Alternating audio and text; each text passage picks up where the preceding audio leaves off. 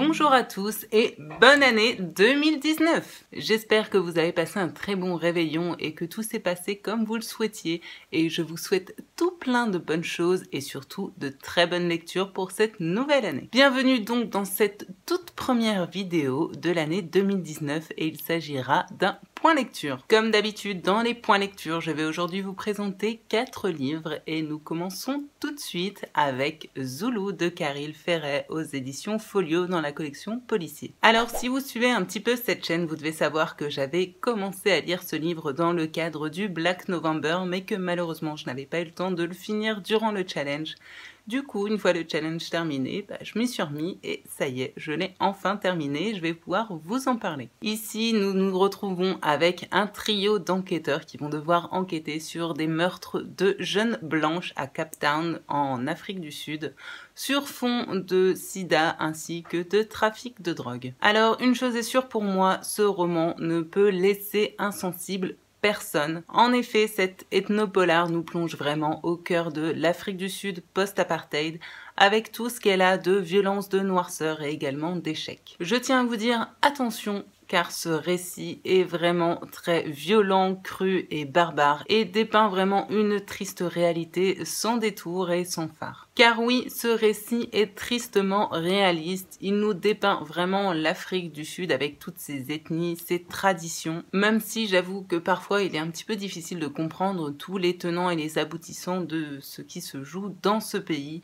Beaucoup de détails finalement sur leurs croyances, sur les différentes ethnies, etc. qui m'ont parfois un peu perdu, mais qui sont tout de même très intéressants. Je pense donc que j'aurais probablement encore plus apprécié cette histoire si je connaissais mieux finalement le passé de l'Afrique du Sud. En tout cas, c'est un récit plein de dénonciations qui met en lumière la cruauté des hommes, mais aussi l'impunité des grandes puissances. J'y ai trouvé au début quelques longueurs, il faut le reconnaître, et puis il y a également toute une pléiade de personnages qui sont parfois un petit peu difficiles à remettre dans leur contexte. Malgré tout, l'intrigue m'a vraiment tenu en haleine jusqu'au bout. Et concernant les personnages, il faut reconnaître que Caril Ferret, l'auteur, ne leur épargne absolument rien. En effet, sachez avant de lire ce récit que vous allez être confronté à des scènes d'une cruauté et d'une brutalité vraiment sans nom.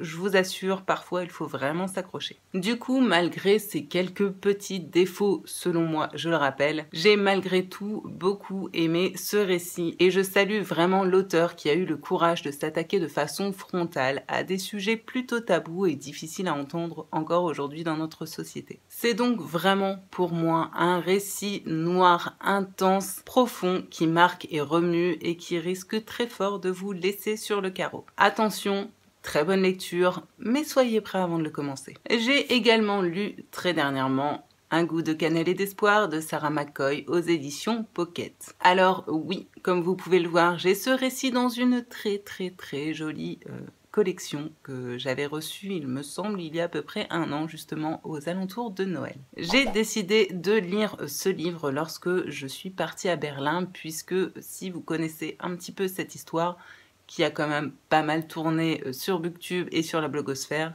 Il s'agit en effet du récit d'une Allemande qui, durant la Seconde Guerre mondiale, a décidé de cacher chez elle un enfant juif. Dans ce récit, on ne se contente pas simplement d'explorer le passé dans les années 40, mais également le présent, puisque l'on passe de certains chapitres aux années 2000 à El Paso, où on suit le récit d'une jeune journaliste qui souhaite écrire un papier sur Elsie. Elsie qui est ni plus ni moins que notre héroïne du temps passé. En effet, c'est elle que l'on suit dans les années 40 et c'est elle qui vit dans une boulangerie. C'est elle la fille des boulangers et c'est elle qui va donc recueillir Tobias, ce petit enfant juif qui un soir va venir toquer à sa porte. Alors il faut savoir que ce livre avait tout d'abord été édité sous le nom La Bonne Étoile d'Elsie aux éditions France Loisirs, il me semble, il y a déjà un moment de ça, avant d'être réédité sous ce nouveau titre.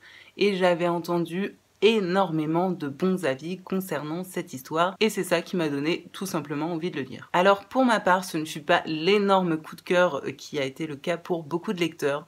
Néanmoins, ce fut une très bonne lecture dont je pense je vais me souvenir pendant un bon moment. J'ai beaucoup aimé le fait que l'on se retrouve avec 2 récits parallèles, donc comme je le disais dans les années 2000 à El Paso, ainsi qu'en Allemagne durant la Seconde Guerre mondiale, et d'avoir du coup ces 2 récits qui finalement se répondent et se complètent, même si j'avoue avoir une petite préférence tout de même pour l'histoire qui se passe durant la Seconde Guerre mondiale. Grâce à ces 2 temporalités, mais aussi grâce au fait que ce récit est égrené d'échanges épistolaires et d'échanges de mails, cela a permis pour moi de rendre ce récit vraiment vivant et très dynamique. J'ai beaucoup aimé le fait que l'histoire ne se concentre pas sur seulement le sort des Juifs, mais également sur la vie de ces Allemands qui ont finalement été complètement pris dans le nazisme, sans vraiment voir arriver les choses et sans savoir comment réagir.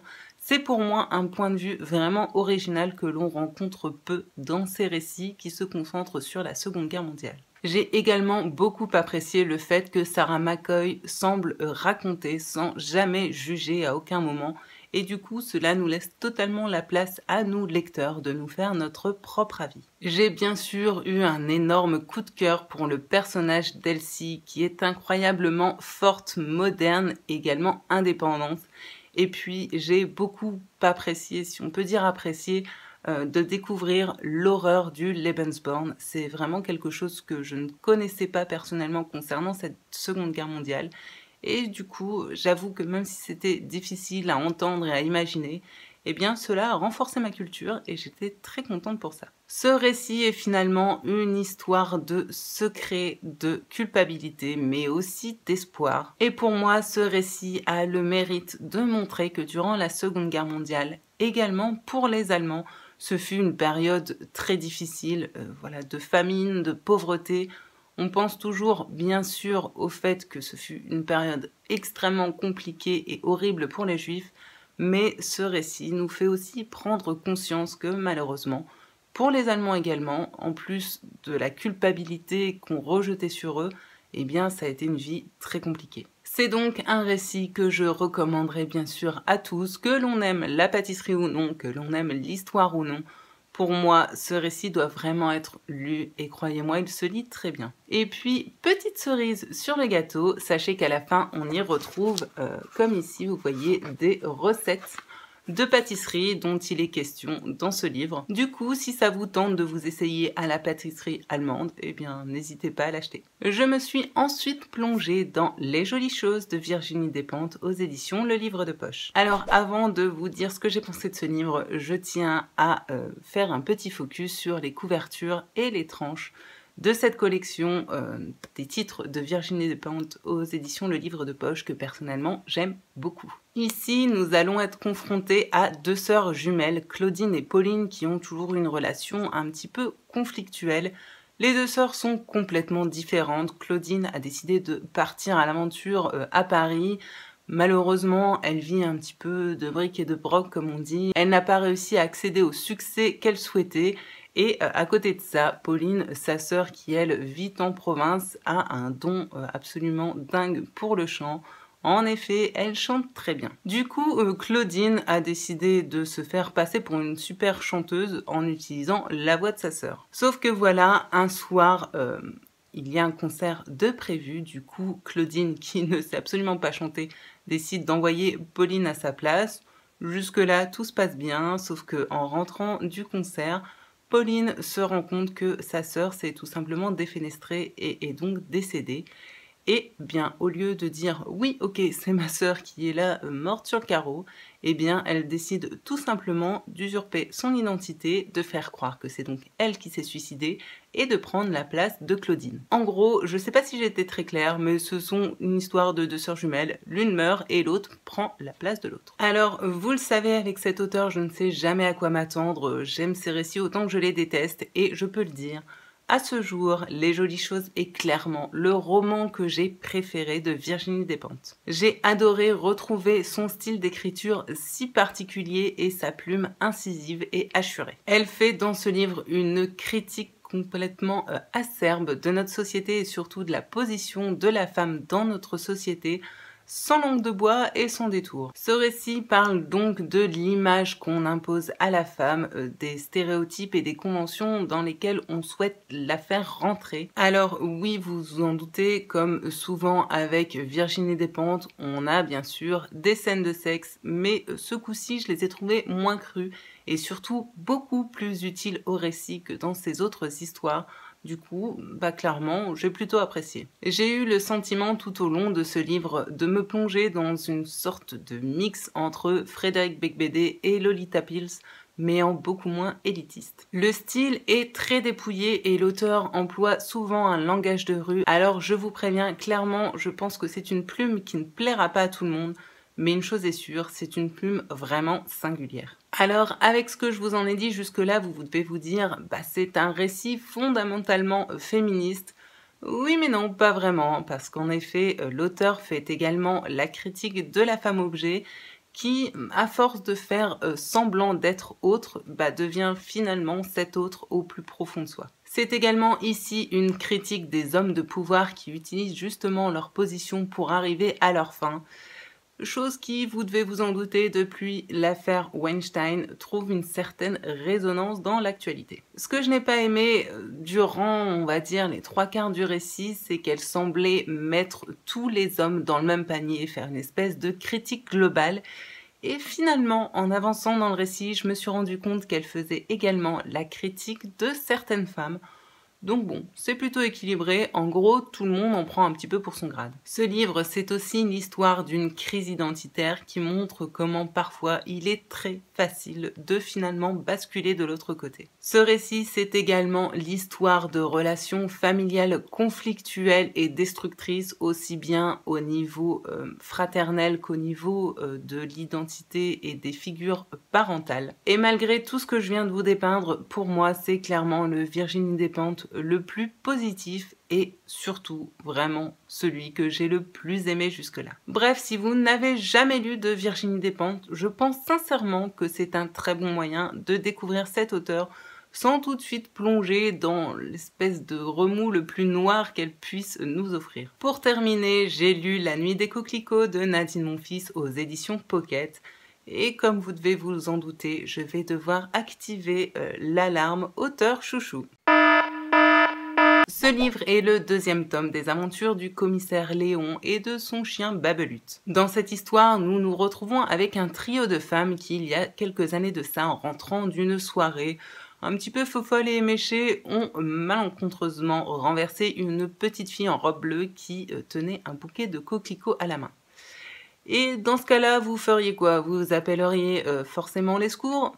Ouais, c'est pas ce qu'elles ont fait. Elles ont pris la gamine, elles l'ont mis sur le côté du chemin, elles ont appelé, je crois, juste les secours pour dire, en gros, il y a un cadavre sur le bord de la route, et elles sont reparties. Oui, dans le jargon policier, on appelle ça un délit de fuite. Et là, nous nous retrouvons du coup quelques années plus tard avec ces 3 femmes qui continuent à vivre leur petite vie plutôt tranquille, même si la culpabilité leur pèse un petit peu de temps en temps. Et il semblerait que autour de ces 3 femmes commencent à s'amonceler pas mal de cadavres.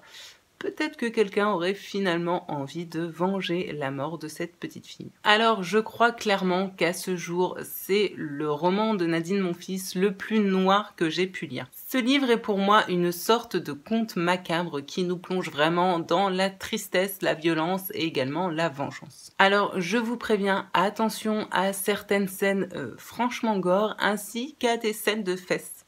Oui. Clairement, il y a des scènes de fesses là-dedans. Mais ce que j'aime vraiment particulièrement avec cet auteur, c'est que là, une fois de plus, malgré tout ce gore, toute cette noirceur, elle arrive à y intégrer de l'humour, de la poésie, également une certaine forme de beauté. Ouais, je vous jure que c'est possible. Sa plume drôle et incisive va droit au but et le récit est très bien rythmé. D'ailleurs, c'est un petit récit plutôt court puisqu'il fait, je crois, 200 et quelques pages. Oui, 205 pages, et clairement l'intrigue m'a tenu en haleine jusqu'au bout. J'ai bien sûr adoré retrouver cette pléiade de personnages aussi originaux que bizarroïdes qui peuplent son univers. Vous l'aurez compris, qu'elle soit drôle ou pleine de noirceur, c'est toujours avec beaucoup de plaisir que je me plonge dans les histoires de Nadine Monfils, et c'est avec beaucoup d'impatience que je souhaite découvrir le prochain tome des aventures du commissaire Léon et de son chien Babelut qui n'est pas en reste. Alors oui, vous le savez, je ne suis peut-être pas totalement objective en parlant de cet auteur, mais vraiment, si vous accrochez comme moi, je vous promets de super moments de lecture et vraiment une plume totalement originale que je ne rencontre pour l'instant pas chez d'autres auteurs. C'est donc ainsi que se termine ce premier point lecture de 2019 et croyez-moi, il y en aura encore beaucoup d'autres à suivre avec beaucoup de lectures très diverses et variées. J'espère du coup que ça vous plaît toujours autant de suivre mes lectures et de faire, je l'espère, de belles découvertes. Comme d'habitude, si vous avez aimé cette vidéo, on n'oublie pas de mettre des petits pouces levés pour soutenir la chaîne et puis pour me foutre la banane aussi accessoirement. Si vous n'êtes pas encore abonné, eh bien écoutez, je vous invite à le faire. C'est gratuit et puis moi ça me remplira de joie. Sur ce, je sais d'ores et déjà que je vais vous retrouver prochainement pour une nouvelle vidéo qui sera là encore un énorme book haul que je vais d'ailleurs devoir diviser en plusieurs vidéos parce que vous présenter en une seule vidéo plus d'une trentaine de livres, c'est franchement pas gérable. Je vous retrouve donc très prochainement avec plein de nouveaux titres qui, je l'espère, vous intéresseront. Je vous souhaite paix, amour et littérature dans vos cœurs et je vous envoie tout plein de bisous.